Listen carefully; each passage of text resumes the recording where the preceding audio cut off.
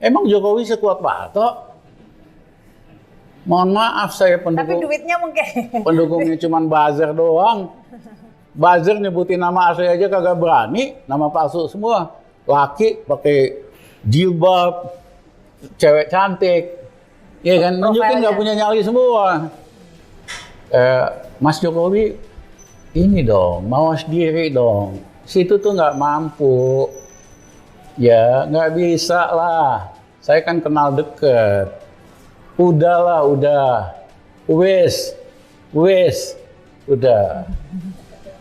Itu seperti Pak Harto waktu mau mundur kan kumpulin tokoh-tokoh mau bikin komite reformasi di istana. Semuanya setuju supaya bikin komite reformasi. Tapi ada satu orang yang di luar dugaan, namanya Nurhalis Majid, pendiri dari Paramadina. Dia berdiri, dia bilang Pak Harto, wis Pak Harto, wis. Pak Harto wis warek, wis. Itu kan kasar sekali.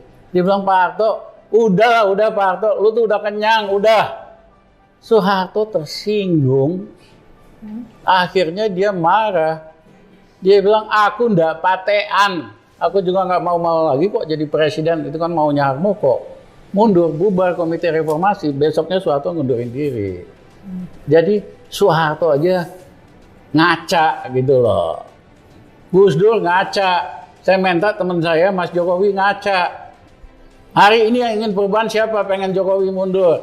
Buruh, Islam 212, aktivis-aktivis pro demokrasi, pro lingkungan hidup, mahasiswa, dan jangan undermine mahasiswa. Ini banyak yang sok jago. Mahasiswa hari ini nggak ada apa-apanya dibanding kita 98. Mohon maaf, anak-anak sekarang lebih canggih. Mereka organisasi bisa menggerakkan di 60 kota demonstrasi pada saat undang KPU. Emang kita bisa? Kita aja yang merasa aktivis jagoan kagak bisa tuh. Ya, kemarin bulan puasa 35 kota mereka organisir. Mereka lebih hebat organisasinya dari kita. Mereka juga nggak pakai WA kayak kita gini. Kalau pakai WA kan dibacain Intel semua. Mereka pakai game. Nggak bisa dimatain Intel. Ya. Dan ini bisa terus di beberapa kota. Ya, kota-kota yang penting kan Makassar lah. Medan. Ya, Palembang, Bandung. Baru nanti Jakarta gitu. Baru Jakarta penutupnya, closingnya. Jadi ini sudah di... Jadi jangan kebiasaan ngejelek-jelekin mahasiswa. Wah, payah nih mahasiswa, kita lebih hebat zaman kita. Mohon maaf, gue akan ngikutin terus yang aku hebat itu. Siapa aja gitu loh.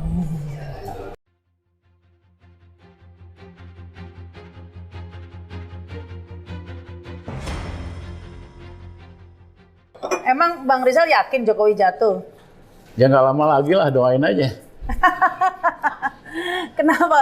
Nah, kalau lihat, nah itu yang mau saya tanyakan tadi ini ya, ngedoainnya gimana? Mungkin bukan mendoakan ya, tapi melihat yang terjadi seandainya ini BBM, tuntutan agar BBM turun ini dicuekin aja seperti yang lainnya, ini dampaknya bagaimana menurut Bang? Jadi saya flashback sedikit. Bulan April 98, tidak ada orang bisnis, media, intelek di Indonesia yang percaya Soeharto bakal jatuh. Soeharto kuat banget, baru terpilih 100% bulan Maret 98. Apa yang terjadi? Indonesia kena krisis kan. Akibatnya APBN-nya itu bolongnya besar, habis buat bayar BLBI, nyelamatin bank-bank. Minta nasihat sama IMF. IMF sarannya sederhana, supaya nutupin bolong di APBN, naikin aja BBM 74%. Nah, saya ingat akhir April 98, saya diundang oleh Dr. Hubert Neis, Managing Director Asia dari IMF di Hyatt. Breakfast. Dia tanya, Dr. Ramli, kita akan bujuk pemerintahan Soeharto buat naikin harga BBM. Bagaimana menurut Anda? Saya jawab, Dr. Neis, saya itu trained economist, ekonom terdidik lah, terlatih. Saya tahu semua alasan kenapa BBM harus dinaikkan. Tapi jangan, karena suasananya udah panas. Si Dr. Nes bilang, Dr. Ramli, nggak bener kamu berlebih-lebihan, nggak ada apa-apa kok, tenang aja.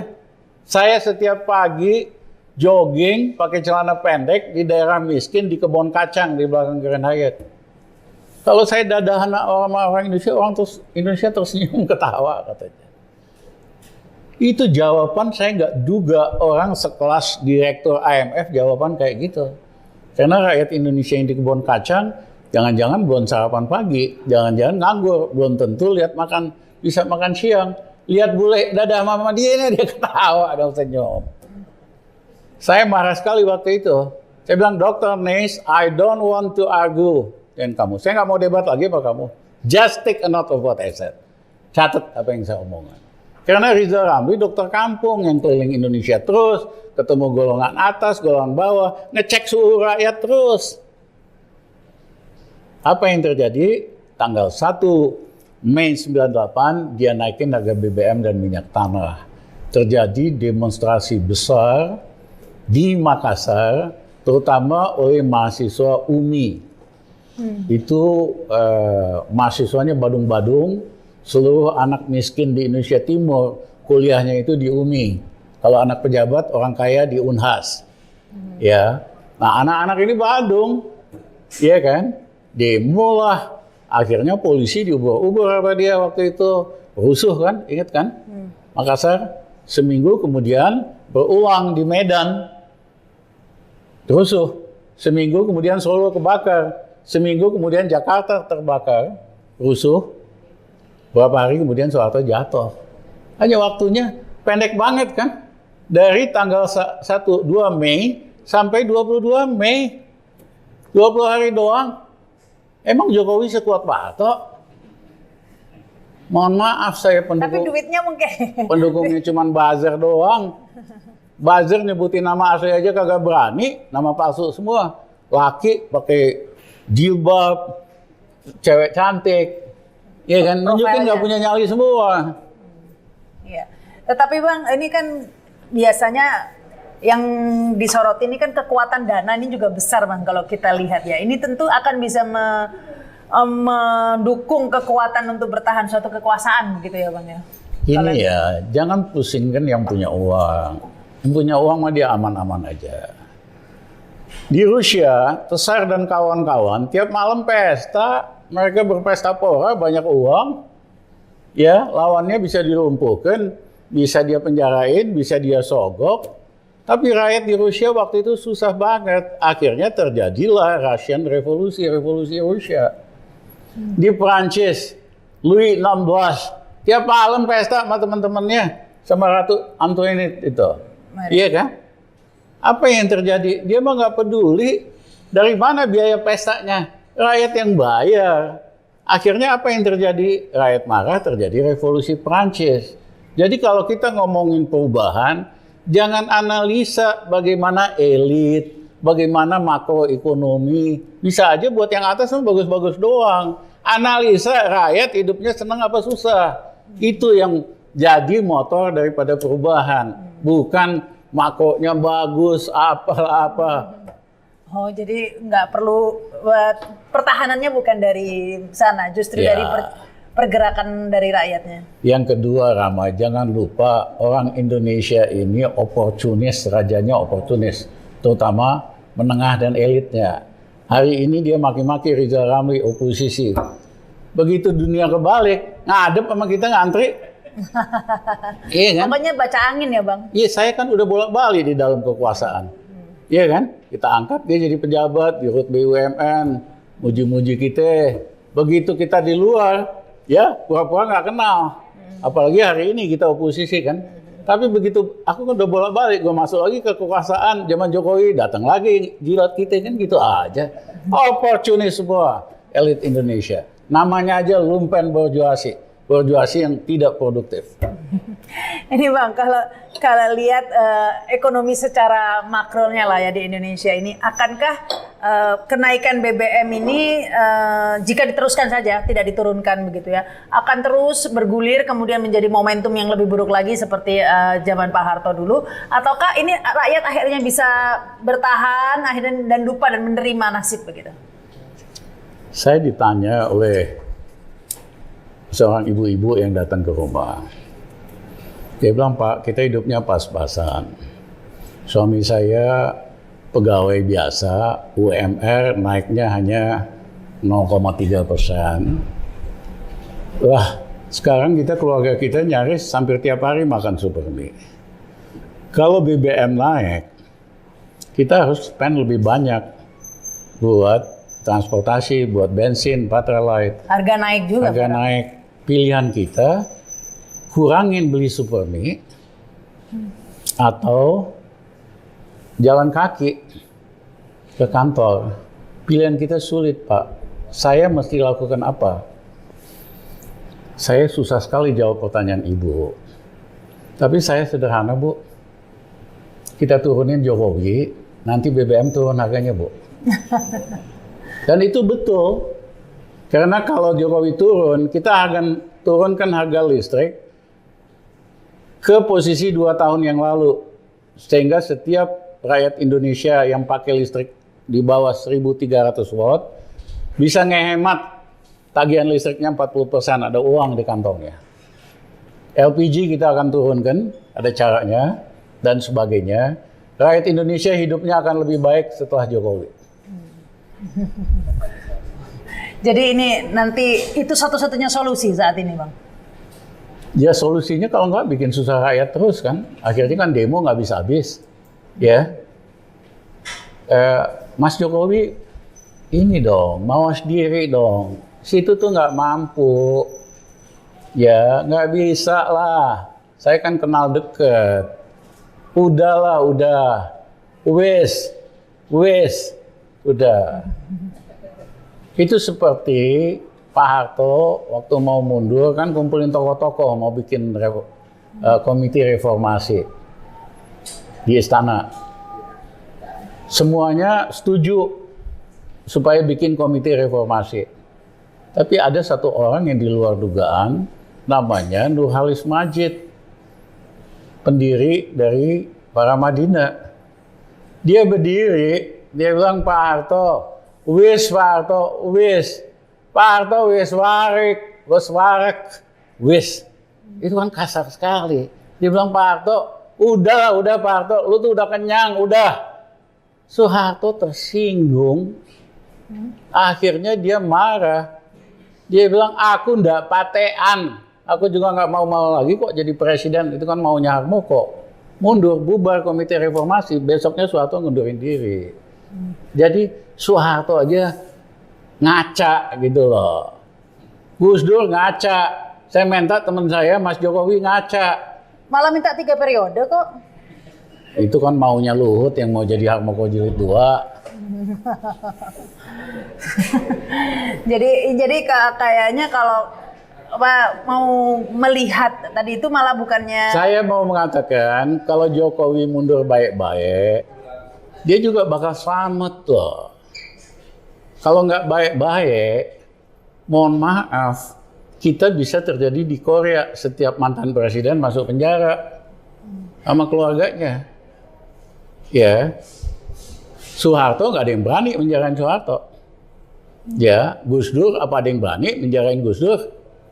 Ya, NU bakal marah kan? Mega ada yang berani? Kagak ada. Jokowi siapa? Ya kan? Kalau nanti rakyat minta ada yang diadili karena KKN dan lain-lain, mohon maaf, Jokowi sama si Kaisang, ya kan, bisa masuk. Masa Kaisang baru 7 tahun kuasa punya 60 perusahaan? Duitnya dari mana? Sang Pisang yang nyumbang ratusan miliar, semua pembakar hutan pada nyumbang sama perusahaannya Kaisang. Masa kita mesti bukain yang gini-gini? Jadi wes lah, wes. Tahu diri. Supaya rakyat kita hidupnya lebih baik. Habis itu ekonomi akan lebih baik kok. Bayangin aja kalau listrik diturunin.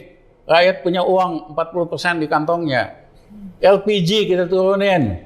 Yang ketiga, minyak goreng kita turunin. Ya, ke 12.000. Yang lain kredit untuk usaha kecil kita naikin. Rakyat akan lebih senang. Kemudian kita bikin pemilu yang betul-betul adil dan demokratis. Kita hapuskan threshold.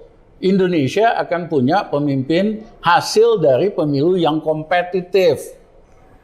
Ya, kita ini kan enggak, pemilunya aja oligopolistik dengan threshold.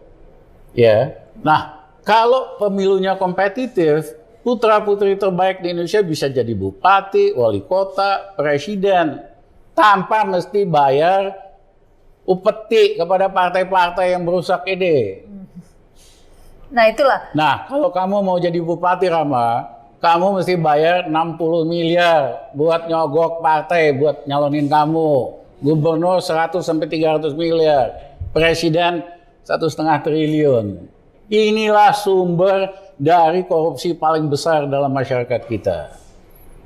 Bayangin 180 bupati wali kota masuk penjara, 23 dari 34 gubernur masuk penjara. Itu kan bukan oknum, itu sistem. Sistemnya ini yang koruptif, yang tidak ada di Undang-Undang Dasar 45.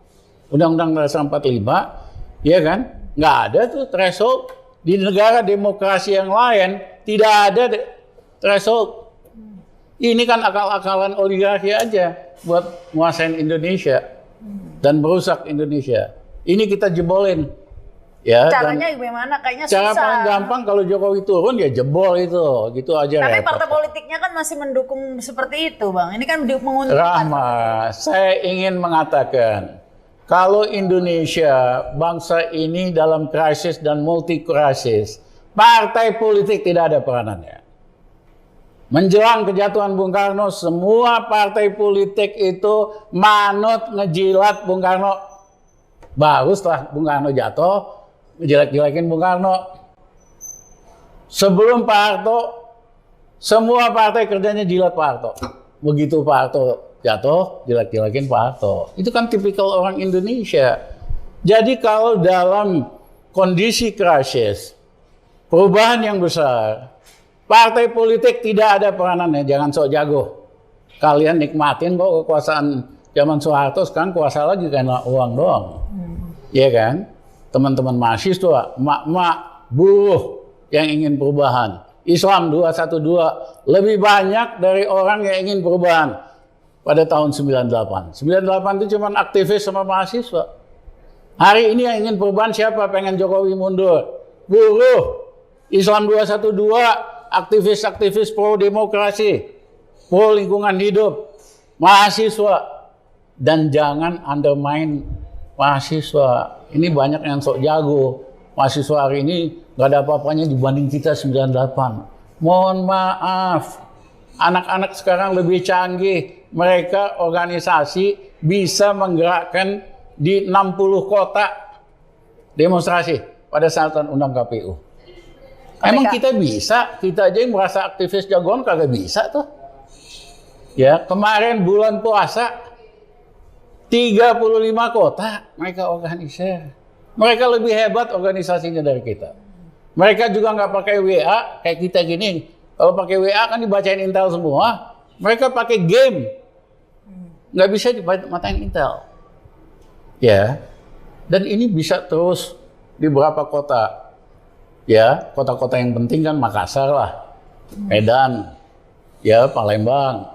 Bandung. Baru nanti Jakarta gitu. Baru Jakarta penutupnya, closingnya. Jadi ini sudah di... Jadi jangan kebiasaan ngejelek-jelekin mahasiswa. Wah, payah nih mahasiswa, kita lebih hebat zaman kita. Mohon maaf, gue akan ngikutin terus yang aku hebat itu. Siapa aja gitu loh. Jadi ini kunci perubahan justru ada di mahasiswa dan... Ada di mahasiswa, ada di emak-emak. Ini juga gejala baru. Kenapa emak-emak? Ya, ada polisi yang bilang sama saya, Bang, kita kalau emak-emak nggak berani kita pukul. Kenapa? Begitu kita pukul, teman-teman kita ngeledek kita. Lu beraninya sama perempuan. Kita pulang ke rumah, istri kita marahin, Bang. Lu beraninya sama perempuan, gebukin perempuan. Terus kita datang ke ibu kita, dimarahin pula. Lu gua sekolahin tinggi-tinggi cuman buat gebukin perempuan. Jadi kita nggak bisa lah, mama terserah lah mau ngapain gitu. Alternatif ini. Nah ini tahun 98 nggak ada mama loh. Tapi ada yang nyumbang makanan, saya ingat tuh di gedung DPR, mama aja nih, Oh, dapur iya, ini, dapur, dapur, ya. dapur umum. Dapur umum. tetap ada sumbangsinya mama ya. Ya tapi kira-kira seperti itu. Mudah-mudahan ini kan kalau kita ingat ya waktu Borobudur tiket ya, ini bukan perbandingan yang ini ya, tiket Borobudur naik terus rame di medsos nggak jadi kan gitu kan Bang biasanya. Mudah-mudahan ini kayak gitu juga nggak jadi gitu Bang. Dibatalkan, diturunkan lagi gitu. Iya terserah. Kalau you batalin, lu mesti cari jalan lain kan.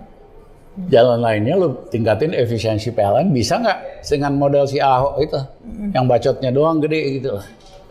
Iya kan? Bisa nggak lu negosiasi sama asing supaya bunga hutang berkurang? Jangan-jangan memang nggak bisa juga gitu loh. Tapi kalau harga minyak kemudian trennya kan menurun ini. Ya. Ini sebenarnya bisa diturunkan ya nanti kalau misalnya ini kita menaikkan harga BBM ketika tren harga minyak menurun. Ya.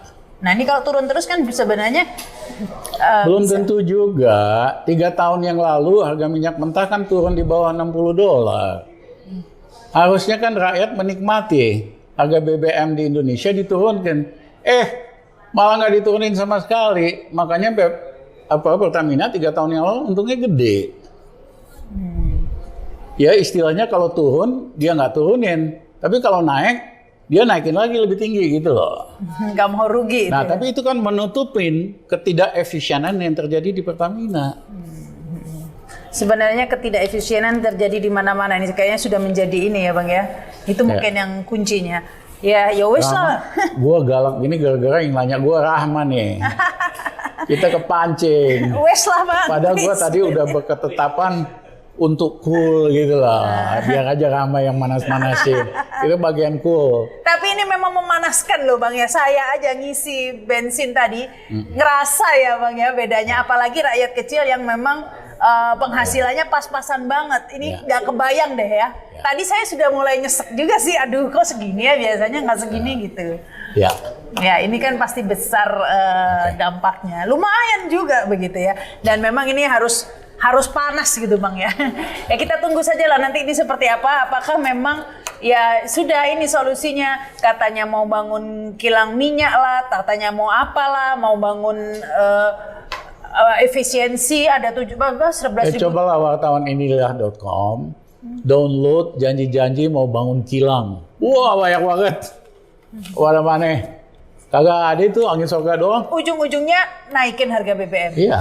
Ya gitu aja. Baik, ini kita tunggu ya. Ini kemana ini Indonesia? Apakah benar-benar solusinya ini kalau harga BBM nggak turun, jadi siapa yang turun? Begitu ya Bang ya? Ya. Itu apakah itu solusinya ya? Kita lihat saja ini seperti apa. Pilihannya memang BBM turun ke harga BBM atau Jokowi turun. Tapi juga bisa mahasiswa bilang, Bang dua-duanya aja Bang. Jokowi turun, BBM turun. Iya, kamu lebih cerdas dari kita. Iya, karena ini sudah banyak lah. Memang kalau saya baca di medsos Bang, ini kenapa nih NKRI harga naik ini bukan harga mati. Baik, thank you nih Bang sudah datang ke studio inilah.com. Aku nggak mau lagi diundang sama Sarita, takut gua keceplos. Thank you Bang, nggak apa-apa lah Bang. Ini dan thank you juga ya yang sudah menyaksikan tayangan ini. Jangan lupa subscribe dan komen. Saya Rama Sarita. Wassalamualaikum warahmatullahi wabarakatuh. Sampai jumpa.